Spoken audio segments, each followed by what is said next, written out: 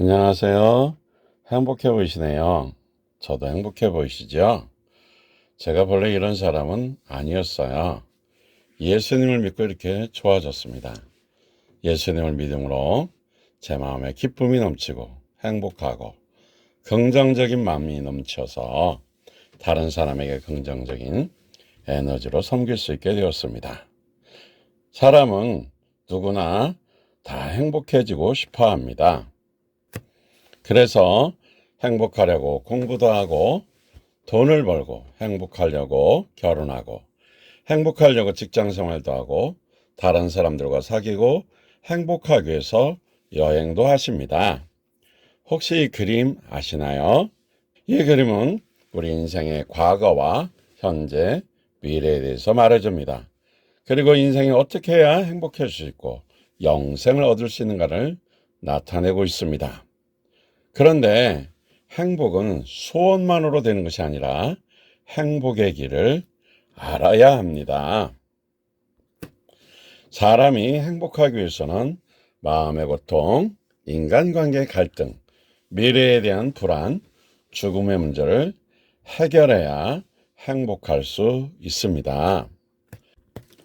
우리가 행복하게 살려면 해결해야 할 문제들이 있습니다. 먼저는 우리 마음의 고통을 해결해야 됩니다. 마음이 무너지면 인생이 무너집니다. 그 다음에 아무리 다른 걸 다 가지고 있어도 관계의 갈등이 있으면 불행합니다.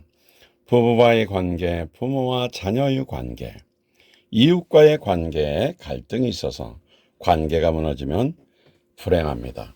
이런 것을 해결해야 행복해집니다. 그리고 아무리 힘들고 어려워도 미래에 대한 희망이 있으면 현재 어려움을 극복할 수 있습니다. 그리고 죽음의 문제를 해결하면 인생을 안정감을 가지고 살아갈 수 있습니다. 자, 여기에 불행을 해결하고 행복할 수 있는 길이 있습니다.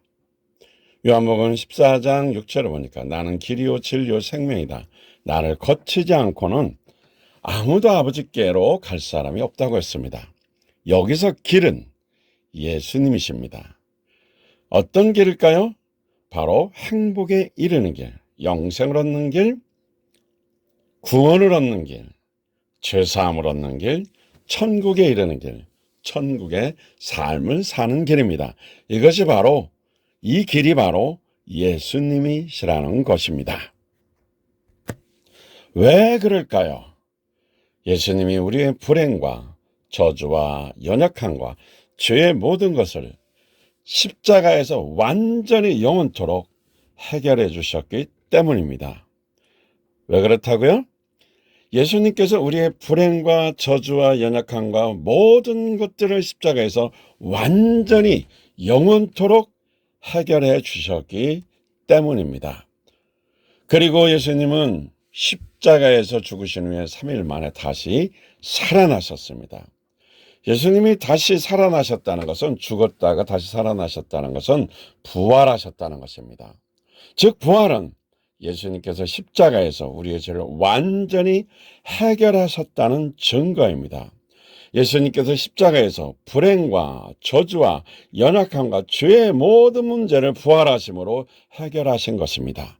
그리고 부활은 예수님이 죄가 없으신 하나님, 그리고 죽었다가 다시 사셨으니까 죽음을 해결하시고 죽음을 이기신 하나님이시라는 것을 증명하는 것입니다. 그래서 누구든지 예수님을 구세주와 주인님으로 믿으면 예수님과 함께 행복하게 살게 될 것입니다. 부활하신 예수님을 믿으면 이렇게 행복하게 살게 됩니다. 그런데 사람은 두 가지 마음 중에 하나를 가지고 있습니다. 불행한 마음과 행복한 마음입니다.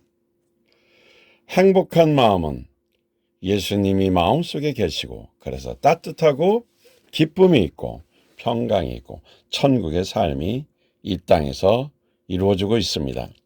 이것이 본래 하나님의 계획이었습니다. 불행한 삶은 예수님이 없습니다. 그래서 원망과 불평과 시기심이 있고 이런 것들은 다 지옥의 삶입니다. 이것은 악마의 음모이고 다시 말하면 사탄의 소원입니다. 그러면 선생님은 행복한 마음, 불행한 마음 두 그림 중에 현재 어디에 속하는 것 같습니까? 한번 손으로 짚어보시겠습니까? 불행한 마음이요. 불행한 마음 중에서 어떤 마음이 특히 마음에 이렇게 와닿습니까? 서글프며 혹시 이유가 있으신가요? 아, 그러시군요. 지금은 어느 마음에 속하고 싶습니까? 행복한 마음이요. 행복한 마음을 가지고 싶군요. 그러면 어떻게 하면 행복한 마음을 가질 수 있는지 그 비결을 알려드리도록 하겠습니다. 그것은 바로 예수님을 믿는 것입니다.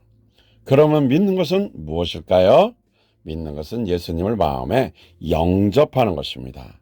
영접한다는 것은 예수님을 마음에 받아들인다, 모셔드린다라는 것입니다. 성경에 보니까 영접하는 자, 곧 그 이름을 믿는 자들에게는 하나님의 자녀가 되는 특권을 주셨다고 그랬습니다. 그래서 우리가 예수 그리스도를 구세주와 죽었다가 다시 사신 부활의 주님으로 마음에 모시면, 다시 말하면 영접하면 구원을 받게 되는 것입니다. 보아라, 내가 문 밖에서 문을 두드리고 있다. 누구든지 내 음성을 듣고 문을 열면 나는 그에게로 들어가서 그와 함께 먹고 그는 나와 함께 먹을 것이다. 요한계시록 3장 20절에 말씀했습니다. 여기서 문은 마음의 문입니다. 예수님을 영접하려면 내 마음의 문을 활짝 열기만 하면 됩니다. 그래서 우리 마음에 예수님께서 확실하게 들어오게 되는 것입니다. 마음을 열었는데도 예수님께서 우리 마음에 안 들어오신다는 의심은 절대 하지 않으셔도 됩니다. 왜냐하면 선생님의 마음속에 예수님께서 들어가시기 위해서 지금까지 애타게 그 큰 사랑의 마음을 가지고 기다리셨습니다. 그리고 예수님을 구세주와 주인님으로 믿는 것은 예수님의 인생의 최고의 경영자로 모시는 것입니다. 여기서 인생의 최고의 경영자라는 것은 주인이라는 뜻입니다. 주인이 되신 예수님께서 내 인생을 책임지시고 돌보시고 이끌어 주신다라는 것입니다. 그러면 주인님으로 예수님을 모시고 살면 우리는 그 예수님만 따라가면 행복하다라는 것입니다. 로마서 10장 9절 10절에 보니까 당신이 만일 예수는 주님이라고 입으로 고백하고 하나님께서 그를 죽은 사람들 가운데서 살리신 것을 마음으로 믿으면 구원을 얻을 것입니다 라고 말했습니다. 그러니까 예수님을 나를 주에서 구원하신 구세주로 믿고, 그리고 내 인생의 최고 경영자 주인님으로 믿고, 그리고 다시 말하면 나를 위해서 죽으시고 부활하신 그 예수님으로 믿으신다면 우리는 구원을 얻게 되는 것입니다. 예수님께서는 이렇게 죽었다가 다시 사신 그 부활하신 주인님으로서 내 마음속에 언제나 들어와서 행복을 주고 구원하시길 원합니다. 지금까지 내 마음속에 행복과 생명과 구원을 주시기 위해서 애타게 선생님을 기다리고 계셨습니다. 지금까지 이렇게 애타게 사랑으로 기다리신 예수님을 구세주와 부활의 주인님으로 영접하시겠습니까? 예수님을 구세주와 주인님으로 영접하는 것은 너무 쉽습니다. 그것은 저와 같이 신앙 고백을 따라서 하시기만 하면 예수님이 너무너무 오랫동안 기다리셨기 때문에 그냥 내 마음에 들어오시게 되는 것입니다. 저와 함께 신앙 고백을 함께 읽어 보시겠습니까? 우리의 신앙 고백. 나는 전지전능하셔서 태초에 우주 만물을 창조하신 하나님 아버지를 믿습니다. 나는 하나님의 아들이신 예수님을 구세주와 주인님으로 믿고 내 마음에 모십니다. 예수님이 십자가에서 나의 죄를 대신하여 죽으심으로 죄를 완전히 해결하셨음을 믿습니다. 예수님은 부활하셔서 죽음을 이기고 승리하셨음을 믿습니다. 예수님은 오늘도 성령 하나님으로 내 마음속에 계심을 믿습니다. 나는 저주와 불행의 모든 굴레에서 완전히 벗어났음을 믿습니다. 나는 복음 전파의 특권과 행복과 기쁨을 즐기며 살 권리가 있음을 믿습니다.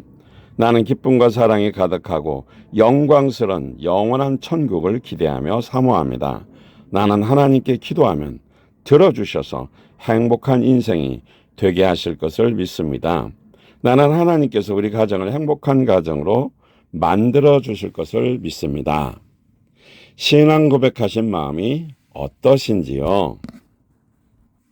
다음은 신앙 성장을 위한 길을 안내해 드리겠습니다. 하나님의 말씀인 성경을 읽고 배운다. 영혼의 양식입니다.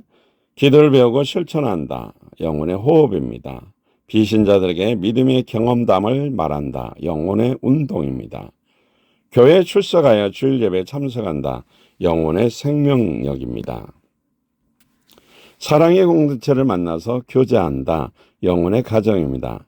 신앙생활에 대해 목자의 안내를 받는다. 신자의 특권입니다.